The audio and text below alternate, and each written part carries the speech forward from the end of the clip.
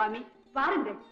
திருமகள் கலைமகள் அருள் பெற்று மலைமகள் போற்றும் ஈசனிடமே வரம் பெற்று ஈரேழு புவனங்களையும் கட்டி காக்கும் என் தெய்வமே, வணக்கம்.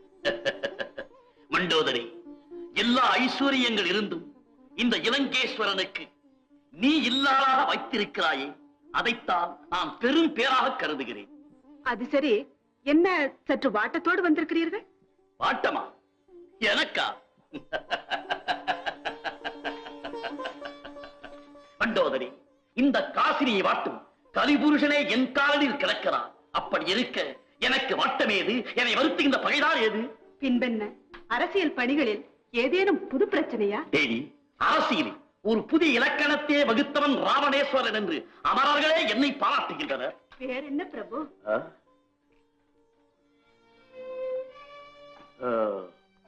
இன்று அத்தாணி மண்டபத்தில் நடந்த ஒரு போட்டியை பற்றித்தான் சிந்தனை. போட்டியா? என்ன அது? சொற்போட்டியா, பிற்போட்டியா? இரண்டுமில்லை, ஒரு ஓவிய போட்டி. ஓவிய போட்டியா? புதுமையாக இருக்கிறதே. புதுமையாக மட்டுமல்ல மண்டோதரி, புரியாத புதிராகவும் இருக்கிறது. உங்களுக்கு கூடவா புரியவில்லை? சுவாமி, சற்று விவரமாகத்தான் சொல்லுங்களே. தேவி, இன்று நம் சபைக்கு ஒரு சிறந்த ஓவியர் தன் கற்பனையில் அருமையான ஒரு சித்திரத்தை வரைந்து கொண்டு வந்திருந்தார். அவர் திறமையாக எழுதியிருப்பதை பார்த்து நான் மிகவும் பாராட்டி பரிசளித்தேன். அந்த ஓவியரோ நான் கொடுத்த பரிசை வாங்க மறுத்து விட்டார். காரணம்? அந்த ஓவியத்தில் உள்ள சரியான கருத்தை தெரிந்து சொல்பவர்கள் தரும் பரிசைத்தான் பெறுவேன் என்று முடிவாக சொல்லிவிட்டார். நீங்கள் தான் ஆயகலைகள் அனைத்தும் கற்றவராயிற்று. ஓவியத்தின் கருத்தை ஒரு கணத்தில் சொல்லியிருப்பீர்களே. சொன்னேன், என் கருத்திற்கும் அவர் எழுத்துக்கும் சம்பந்தம் இல்லை என்று பரிசை வாங்க மறுத்து விட்டார். உண்மையாகவா? ஆம் தேவி. உங்களுக்கே புரியவில்லை என்றால் எனக்கு அதிசயமாகவும் பெருத்த ஆச்சரியமாகவும் இருக்கிறது. எனக்கு மட்டுமல்ல மண்டோதரி, மகோதரன், கும்பகர்ணன், விபீஷணன் ஒருவருக்குமே புரியவில்லை, சரியான கருத்தையும் சொல்லவில்லை. ஒரு கால் உனக்கு புரிந்தாலும் புரியலாம் என்ற நோக்கத்தோடு அந்த ஓவியத்தை இங்கே கொண்டு வந்திருக்கிறேன். அதை நீ ஒருமுறை பார்க்கிறாயா? என்ன சுவாமி விளையாடுகிறீர்கள்? உங்களுக்கு தெரியாதது எனக்கு தெரிந்து விடுமா? அப்படி சொல்லாதே. மனைவிக்கு தெரியாததை கணவன் சொல்வதும் உண்டு, கணவனுக்கு புரியாததை மனைவி சொல்வதும் உண்டு. சரி, ஓவியத்தை கொண்டு வர சொல்லுங்கள். என்னால் முடிந்தவரை முயற்சி செய்கிறேன். யாருங்க அந்த ஓவியத்தை கொண்டு வாருங்கள். இங்கே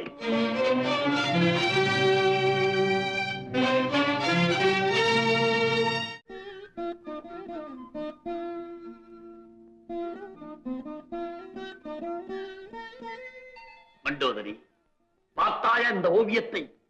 போர்க்களத்தில் உயிர் பிரியும் நிலையில் இருந்த கணவனை அவன் மனைவி அவள் மடியில் கிடத்தியபடி அவனுக்கு முன் தன் உயிரை விட்டு இருக்கிறார்.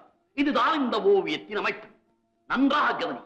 புண்பட்ட கணவன் உயிரோடு இருக்க இந்த பெண் மட்டும் முதலில் சாக காரணம் என்ன என்பதுதான் அந்த ஓவியருடைய கேள்வி. இதற்கு நீங்களும் மற்றவர்களும் சொன்ன கருத்தை அடியாள் அறியலாமா? இவள் உத்தமமான பெண். வேல்பட்ட தன் கணவன் படும் வேதனையை காண செய்யாமல் உயிர் விட்டிருக்கலாம். அல்லது தன் கணவன் இறந்து விடுவான் என்பது தெரிந்து அவனுக்கு முன்பு தான் இறந்து தன் மஞ்சள் குங்குமத்தை காத்துக் கொள்ள வேண்டும் என்று எண்ணி இவள் மடிந்திருக்கலாம் என்று கூறினோம். ஆனால் அந்த ஓவியரோ தான் எழுதிய கருத்து அதுவல்ல என்று திண்ணமாக மறுத்து விட்டார். மண்டோதரி, உனக்கு வேறு ஏதாவது பொருள் புலப்படுகிறதா? யோசித்து சொல் பார்க்கலாம். உங்கள் கட்டளைக்கிணங்க என் சிற்றறிவுக்கு எட்டியவரை ஒரு கருத்தை சொல்லுகிறேன். எங்கே சொல் பார்க்கலாம். சுவாமி, நீங்கள் சொன்னது போல் இந்த ஓவியத்தில் உள்ள பெண் உத்தமி என்பதில் சந்தேகமே இல்லை. ஆனால் கணவனுக்கு முன் மஞ்சள் குங்குமத்தோடு தான் இறந்துவிட வேண்டும் என்ற சுயநலத்தில் மட்டும் தன் உயிரை விட்டுவிடவில்லை. இன்னொரு காரணமும் இருக்கிறது. என்ன காரணம்? சொல் தேவி. மாற்றாரை எதிர்த்து போர் புரிந்த இவளது மணாளன் மாபெரும் வீரன் மட்டுமல்ல, மங்கையரை மயக்கும் அழகரும் கூட. அப்படிப்பட்டவன் மடிந்த பிறகும் கூட நிலமகள் இவனை தொட்டு தழுவிவிடக் கூடாது என்பதற்காக கணவனை தன்மடியிலே கிடத்திக் கொண்டான். சரி, இவனுக்கு முன்பு இவள் உயிர் விட்டதற்கு காரணம்? தனக்கு முன்பு கணவன் உயிர் பிரிந்து வானுலகம் சென்று விட்டால் விண்ணுலக மாதர்கள் இவன் அழகில் மயங்கி தழுவிவிடக் கூடாது என்பதற்காக கணவனுக்கு முன்பு தான் இறந்து அங்கும் இவனை வரவேற்க இவளே சென்று விட்டாள். இப்படி வையகம் வானகம் இரண்டிலுமே தன் கணவன் வகையில் உரிமையை நிலைநாட்டிக் கொண்டாள் இந்த உத்தமி. அந்த தத்துவத்தை விளக்கும் முறையில் தான் இந்த ஓவியம் சித்தரிக்கப்பட்டிருக்க வேண்டும். சுவாமி, நான் சொன்ன கருத்து சரிதானா? ஆஹா, அருமையான விளக்கம், மிக பொருத்தமான கருத்து. மண்டோதரி, இந்த ஓவியத்தை பார்த்து ஒரு காவியத்தையே சொல்லிவிட்டாயே. அது சரி, என் கருத்தை நீங்கள் ஆமோதித்து விட்டீர்கள். இதை எழுதியவர் ஒப்புக்கொள்ள வேண்டாமா? என் முடிவு சரிதானா என்று அந்த ஓவியரை வரவழைத்து கேளுங்கள். தேவையில்லை, இதை எழுதியவரும் இங்குதான் இருக்கிறார். இங்கிருக்கிறாரா? யார் அவர்? கலைகளுக்கு மதிப்பளிக்கும் உன் கணவன் தான். அப்படி சொல்லுங்கள் உண்மையை. இப்படிப்பட்ட ஓவியத்தை உங்களைத் தவிர வேறு யாரால் எழுத முடியும்?